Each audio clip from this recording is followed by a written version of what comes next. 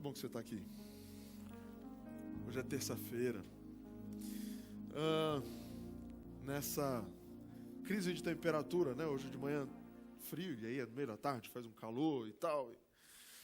E eu sei que a saúde de alguns ficando aí meio avariada nessa loucura, ainda com o clima um pouco mais seco.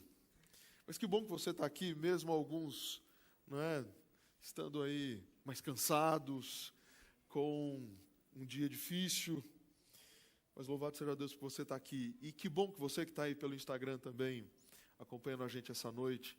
E pode, inclusive, compartilhar isso para os seus amigos e trazer mais gente para experimentar um pouquinho essa noite com a gente. E você que acompanha esse culto pelo YouTube, esse nosso momento aqui no dia seguinte, né? Então você vai assistir esse nosso momento na quarta-feira, ali, mais ou menos no meio da manhã, provavelmente a gente já vai ter isso disponível a você aí pelo YouTube. E é muito bom também saber que você tem acompanhado a gente pelo YouTube. E como disse para você ontem, e digo hoje mais uma vez, se você puder estar aqui presencialmente, seria maravilhoso. Claro, se você puder. Hoje eu te convido a uma análise sobre o exílio que Israel demorou de entender. Babilônia não é casa. Babilônia não é paraíso. Babilônia é um local que não é a terra prometida. Israel, quando sai de Jerusalém e sai do lugar que Deus os havia, ao tirá-los do Egito e atravessar o deserto com eles, para levá-los para Canaã, para a terra prometida, para levá-los ao lugar que ele prometeu, ali, aquele lugar, Canaã, era o lugar onde deveriam estabelecer casas, presente, futuro de longo prazo, e jamais deveriam sonhar ou pensar com a saída daquele lugar. Jerusalém, sim, era a cidade deles. O problema é que, como a gente viu ontem, a experiência do exílio não seria uma experiência curta, 70 anos. Seriam 70 anos vivendo em Babilônia, mesmo sem Babilônia ser a casa. Mesmo sem Babilônia ser o lugar onde eu me sinto confortável. Seriam 70 anos vivendo num local sabendo que em algum momento eu vou sair daqui. Sabendo que, construir algo de longo prazo, pensar em qualquer coisa de 2, 3 gerações, seria impossível, basicamente. Então Deus aparece. E numa carta que Deus escreve, e manda Jeremias escrever, diante do enorme desconforto que o exílio trazia para Israel, eu convido você a ler comigo Jeremias capítulo 29. Já disse para você que o livro do profeta Jeremias é o nosso livro base para essa nossa semana. E eu te convido a ler comigo Jeremias capítulo 29, nos versos 5 e 6. Jeremias capítulo 29, nos versos 5 e 6. Mesmo Babilônia não sendo casa, mesmo o ambiente não sendo um ambiente de casa, mesmo aquele não sendo o lugar que Deus prometeu, mesmo que aquele não seja e não fosse o melhor lugar, mesmo que longe de ser o lugar mais confortável, o lugar onde teriam maior liberdade, o recado de Deus para os exilados, Jeremias capítulo 29, nos versos 5 e 6, construam casas e morem nelas. Plantem pomares e comam o seu fruto. Casem e tenham filhos e filhas. Escolham esposas para os filhos de vocês e deem as suas filhas em casamento, para que tenham filhos e filhas. Aumentem em número e não diminuam aí na Babilônia. A realidade, então, de sair de casa, de sair do seu ambiente, de sair onde achavam ser, mais do que achavam ser confortável, mas era o lugar realmente onde Deus havia sonhado o futuro deles, sair desse lugar para ir para a Babilônia, então agora era a implosão de todo um passado, de toda uma estabilidade, de todo um conjunto de sonhos, para agora viver uma realidade onde eu não tenho liberdade, onde eu não tenho mais nada, onde eu não tenho um terreno que seja meu, tudo que tenho é cedido, é de Nabucodonosor, não é meu, é da Babilônia, não é meu, e eu não sou daqui. E já que eu não sou daqui, por que fazer qualquer espécie de investimento de longo prazo? Mas vem Deus para dizer: construam casas, plantem pomares, comam dos seus frutos, se casem, tenham filhos, tenham netos, cresçam, não diminuam. Cresçam, cresçam, não diminuam. Porque mesmo que esse não seja o lugar ideal, há um conjunto de comportamentos que eu sonho que vocês tenham. Mas a grande questão é que, como Deus pode pedir para que o israelita cresça em Babilônia, se Babilônia não é casa, que conforto tenho para crescer num lugar onde eu não tenho liberdade? Que condições tenho de estabelecer investimento, tirar a mão do bolso, sabe? Plantar algo, plantar pomares.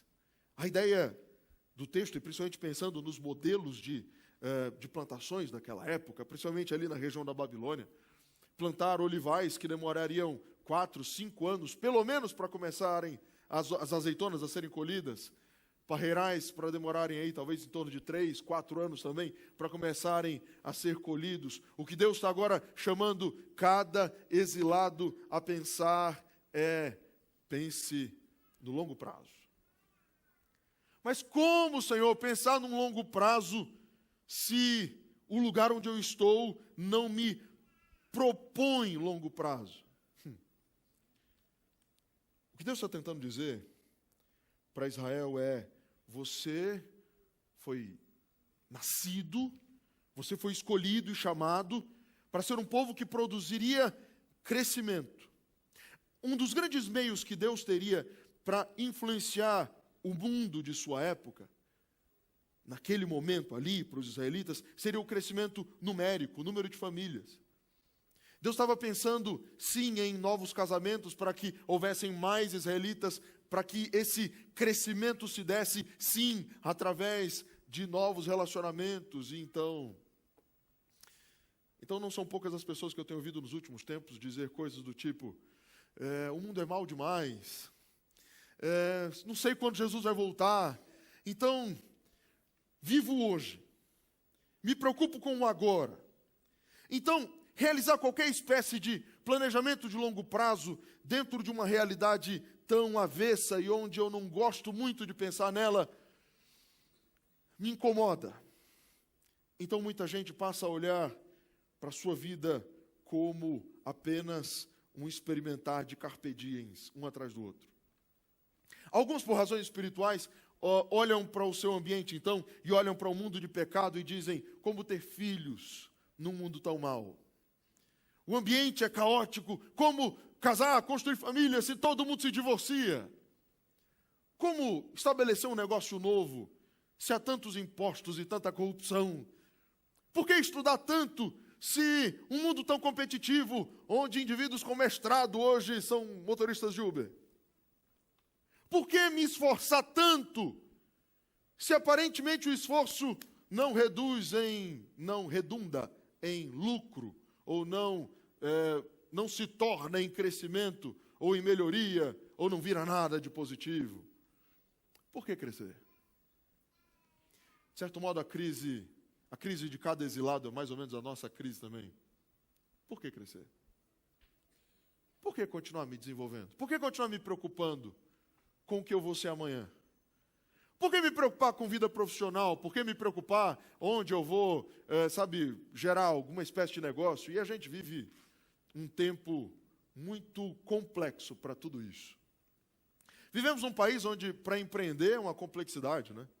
A burocracia, impostos e tudo é muito difícil. Onde o mercado de trabalho é volátil e quando a gente entra no mundo acadêmico, aquela área profissional estava aquecida e o mercado recebia bem todo mundo que era formado naquela área. Eu vou me lembrar da turma aí de 20 anos atrás, que entrou na universidade sonhando com áreas como farmácia, fisioterapia, psicologia, com o mercado aquecido na época, onde tudo era mais fácil. Mas esse povo, que como minha esposa, entrou na época do mercado aquecido, quando sai da faculdade, já não tem mais o mercado tão aquecido assim nessas áreas, logo se decepcionam com o seu mundo profissional e vão para outras áreas. E muitos dos filhos desses indivíduos graduados, mas que estão trabalhando em outras áreas, ouviram de muitos coaches da internet coisas do tipo: sai da faculdade, ninguém ganha dinheiro indo para a faculdade, ninguém ganha nada indo para a faculdade, ninguém cresce, ninguém se desenvolve, mas o pensamento acadêmico é um pensamento inútil. E eu não estou aqui para defender lado nenhum, mas é só para considerar com você e te fazer pensar e refletir um pouquinho que a gente vive hoje numa realidade onde cada um, de alguma forma, tenta propor um modelo de vida onde crescimento é mais resultado de um conjunto de, quase que de jogar na loteria, ou então de um esforço, ou de elementos muito naturais, como se o crescimento fosse uma característica inata, apenas isso. Então, existem indivíduos que nasceram para crescer e outros indivíduos que nasceram para serem pequenininhos mesmo. No entanto, a tese de Deus é: não existe um indivíduo aqui que tenha nascido para não crescer, ou que não tenha em si elementos capazes de gerarem crescimento. Na ideia de Deus, não importa onde você esteja, que tipo de família você tenha sido criado, que modelo de realidade tenha te formado, todos os seres humanos podem experimentar crescimento. A grande questão é a ideia sobre o que é crescimento. E então, quando Deus dá o recado, casem e tenham filhos, e associar isso como crescimento, para muita gente hoje isso é uma crise. Casar e ter filhos para muita gente é dar uma marcha ré na vida, não é crescimento. E então, parece que o único meio de medir crescimento para muita gente é em cifras numa conta bancária. É numa quantidade de dinheiro adequada. Então eu meço o crescimento se tenho dinheiro ou não. A grande questão hoje é que quando Deus olha para Israel e olha para cada exilado em Babilônia, Deus está fazendo uma pergunta: você está vivo por quê? Você vai gastar 70 anos aí, olhando para o nada, jogando pedra no rio e reclamando de tudo? São 70 anos improdutivos, é isso mesmo.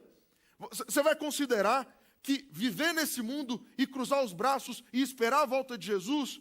Volta, Senhor. Aí Jesus não volta hoje. Volta, Senhor. Ele não volta amanhã. Volta, Senhor. Passam alguns anos e ele continua sem voltar. E nada vai acontecer com você. Então você vai considerar que a sua vida simplesmente ser uma passagem de tempo, isso é o que Deus sonhou para você.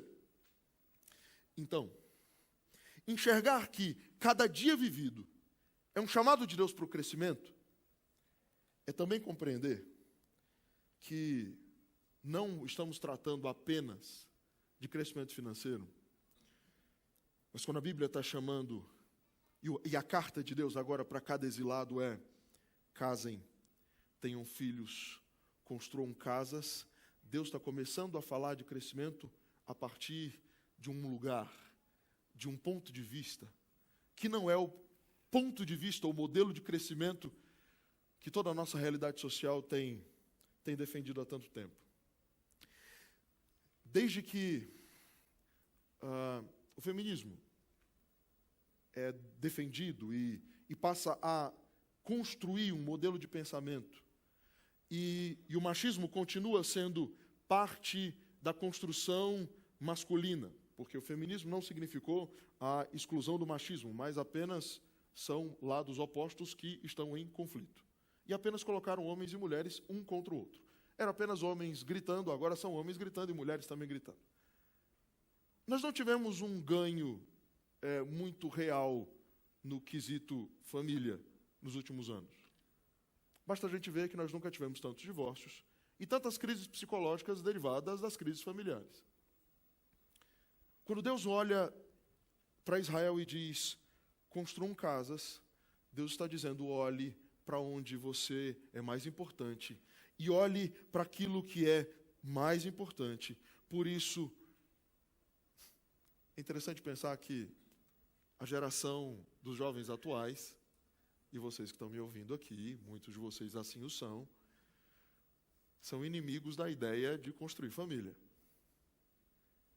Tem medo de construir família, porque a sua família original é um desastre. Morrem de medo de terem as mesmas brigas que os pais de vocês têm. Morrem de medo de terem filhos, porque muitas vezes ouviram pais, tios, avós reclamando de que terem filhos foi ruim para a carreira. E muitos de vocês foram criados por outras pessoas que não pelos seus pais. Toda essa realidade de crise quanto à ideia familiar coloca a gente num estado de pausa a respeito da vida. Não são poucos os amigos e pessoas e colegas e amigos da minha geração que ainda estão na casa dos pais.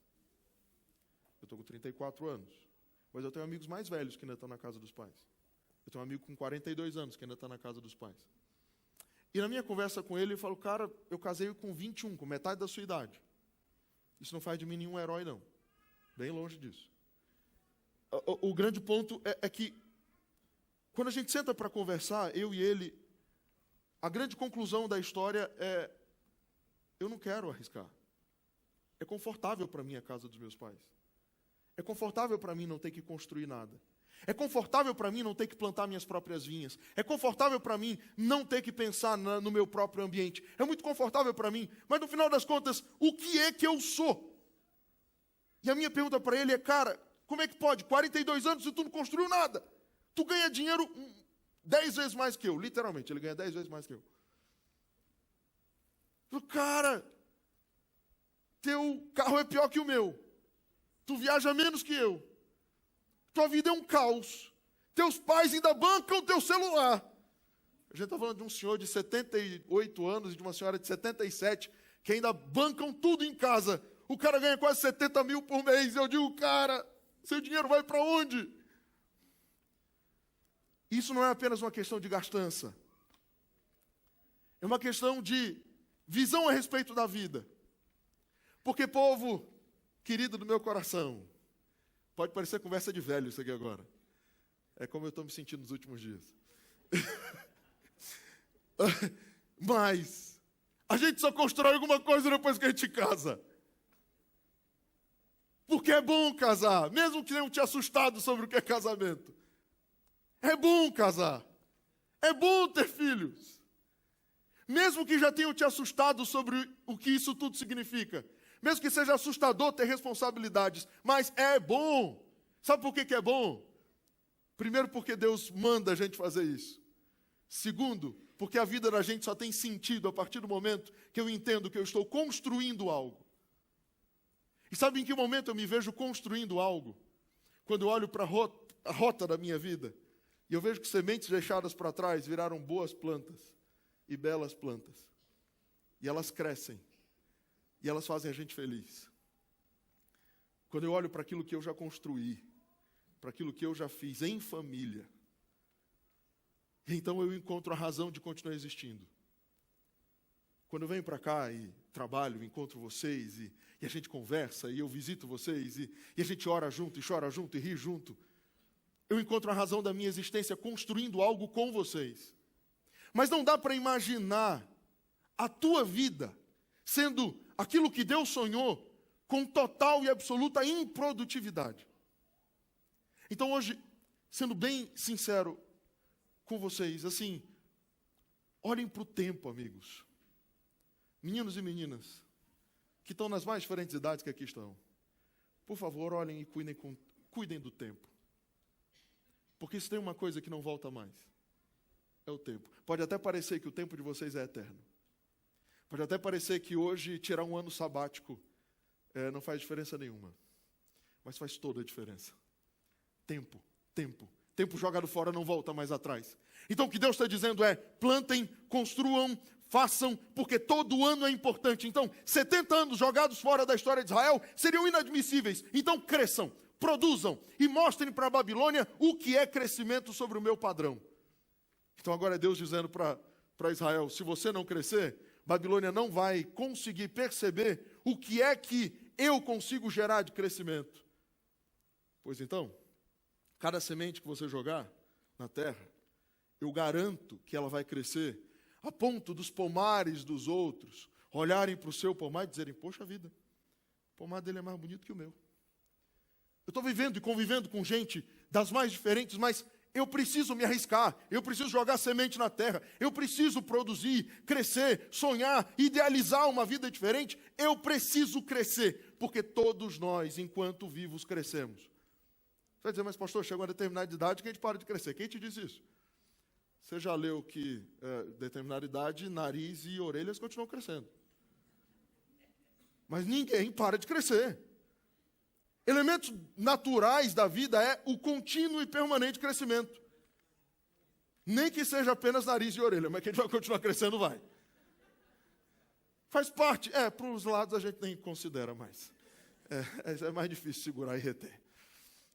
Mas crescer faz parte da vida. E crescer faz parte dos sonhos de Deus.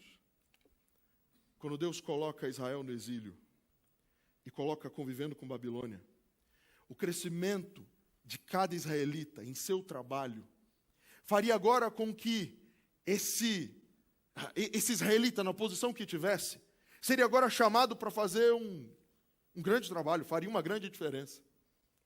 Daniel capítulo 2. E talvez como grande referência desse movimento, Daniel capítulo 2, nos versos de 17 a 19.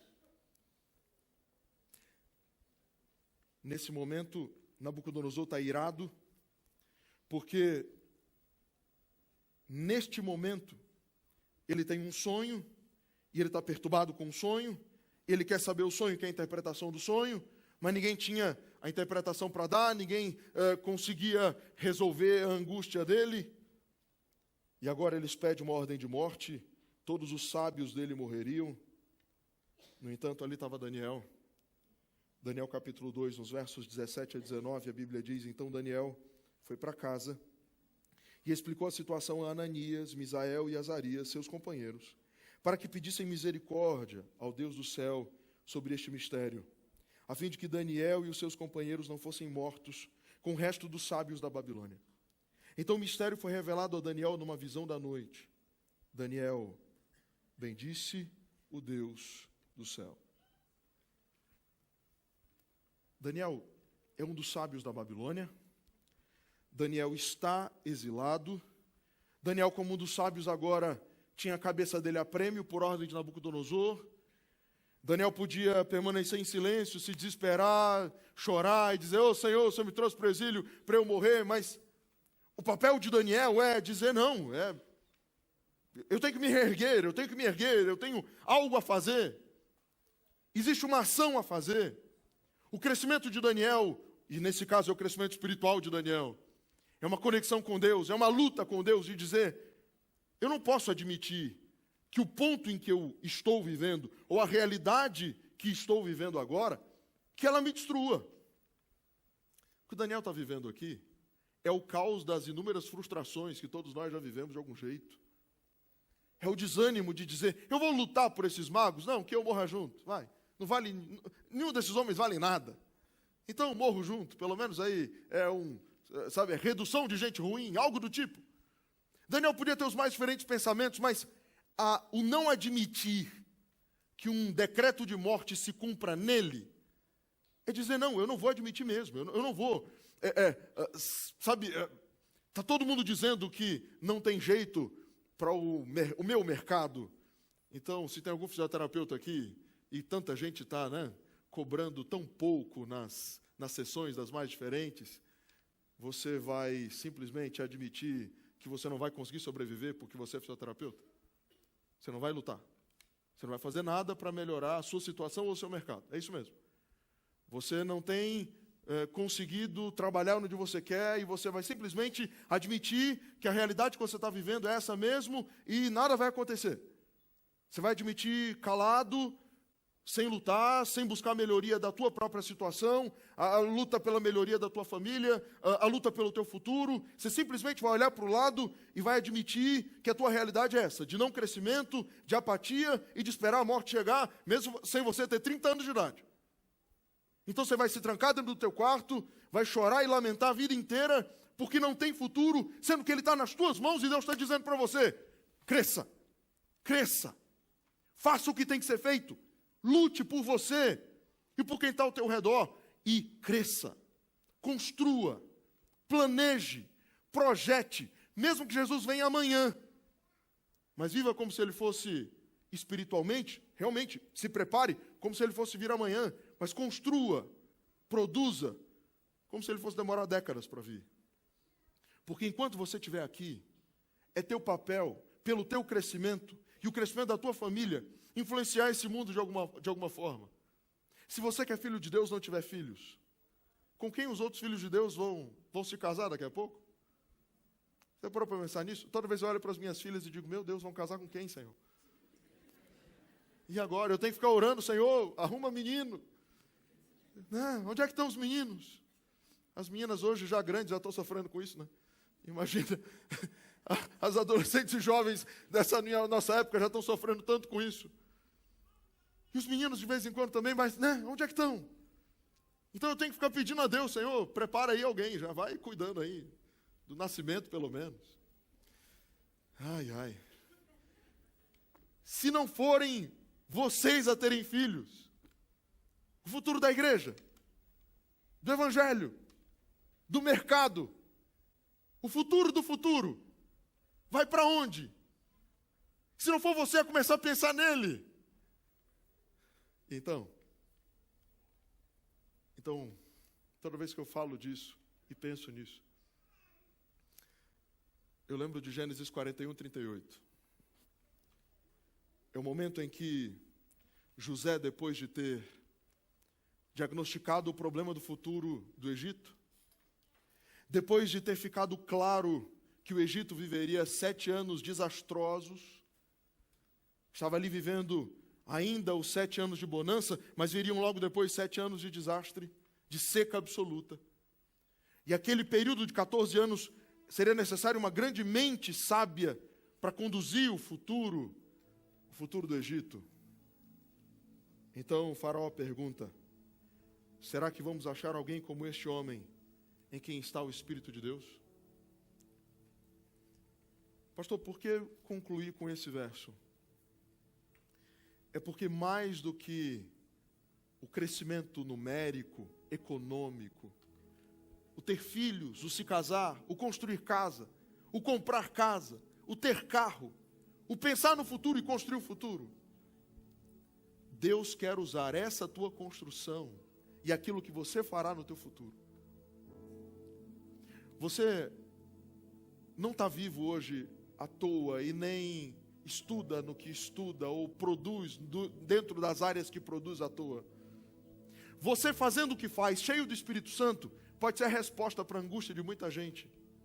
Você pode ser a resposta para as dores de muita gente. Por isso, pelo poder de Deus, dê um show na tua área. Seja um espetáculo no que você faz. Porque Deus não te chama... Eu não estou dizendo com isso que você vai ser o mais rico da tua área, não, porque Deus nunca te prometeu isso. Mas o que Ele está te chamando é a crescer e dar o melhor na tua área. Que todo mundo olhe para você e diga que o que você faz é bom, e muito bom. Que você, cheio do Espírito Santo, consiga ser a resposta das angústias, dores, traumas, dificuldades.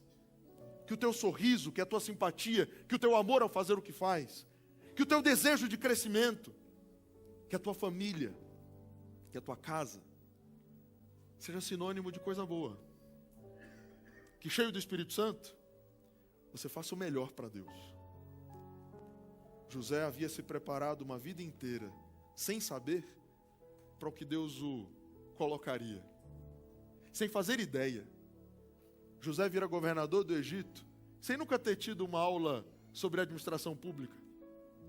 Mas José agora é feito governador do Egito, porque estava preparado para ser um grande homem de Deus naquela função, naquela posição. Assim sendo, hoje eu quero te convidar a ter um encontro com Deus que te chama a crescer, mas que não quer apenas te convidar ao crescimento, sem te convidar a uma experiência com Ele, para que o teu crescimento seja útil para Ele, para a salvação e para a bênção, para a vida de muita gente. O teu crescimento, a tua família, precisa ser aquilo que um dia Ellen White escreveu, que seria a grande marca de uma grande família cristã. A família que você construir precisa ser uma família que, quando ela se aproxima do lugar onde mora, o clima muda. O sorriso das pessoas acompanha vocês e acompanhará vocês. Para que todas as pessoas que olharem para você digam: ali vai um homem e uma mulher de Deus, que tem filhos de Deus, que trabalha para Deus, que constrói para Deus, onde Deus é visto em tudo que faz. Esse é o meu sonho para o seu crescimento. O chamado de Deus para o teu crescimento envolve isso. Que, como Daniel e José, a gente consiga fazer a diferença para a salvação e bênção das pessoas ao nosso redor. Mas não há bênção para as pessoas ao nosso redor se não crescermos. Se o pavor do presente ou do passado for tão grande, capaz de me paralisar e eu não conseguir dar um passo mais, porque eu tenho medo, e nada vai dar certo. Deus é contigo. Bota o pé na água, vai dar tudo certo. Mesmo que financeiramente talvez não dê, mas vai dar tudo certo. Só não tenha medo de crescer. Talvez não seja agora, talvez seja daqui a pouco, e o processo do teu crescimento vai envolver tropeços, está tudo bem.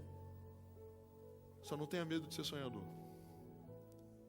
Só não tenha medo de botar o pé na água. Só não tenha medo de viver o que Deus sonhou para você. Em nome de Jesus.